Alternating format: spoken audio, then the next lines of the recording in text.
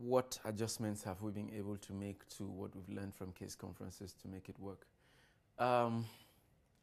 You know, first thing is, if you hear all that has been shared and people tell you of all these wonderful campaigns in these great institutions that have gone on for years and how successful they've been, how someone walked in and gave them $1 million or whatever,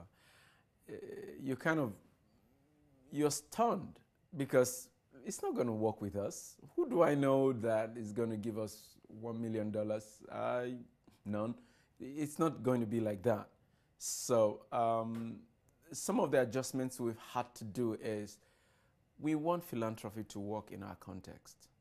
So let's build relationships and let's see how that goes. So as far as building relationships is concerned, you have the principle of building relationships, but how you go about building relationships are quite different in the African context, in my context in Nigeria, and some of the things that have been mentioned here.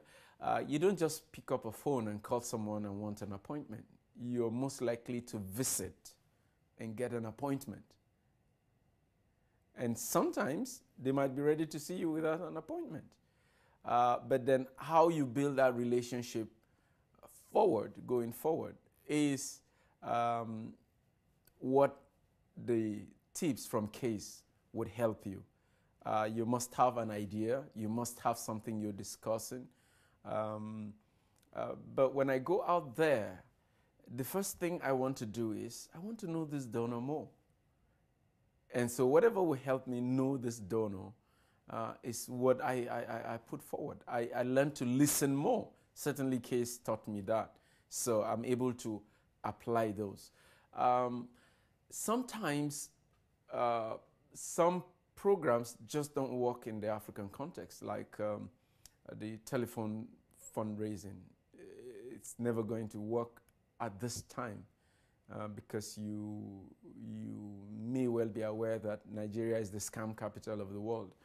And so people are skeptical when they get a phone call.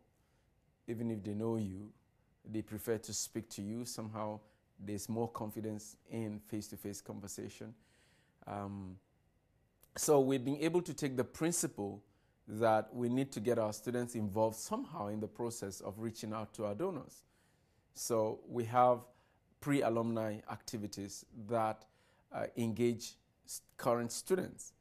So it's not exactly telephonic fundraising, but they're able to engage with past alumni, and they know that we require certain contribution from alumni when they leave school. So what the telephony is achieving in Europe, in America, we are able to achieve with other programs. So it's not cut and paste, but there are ideas. Of course, we copy and steal everything and with modifications.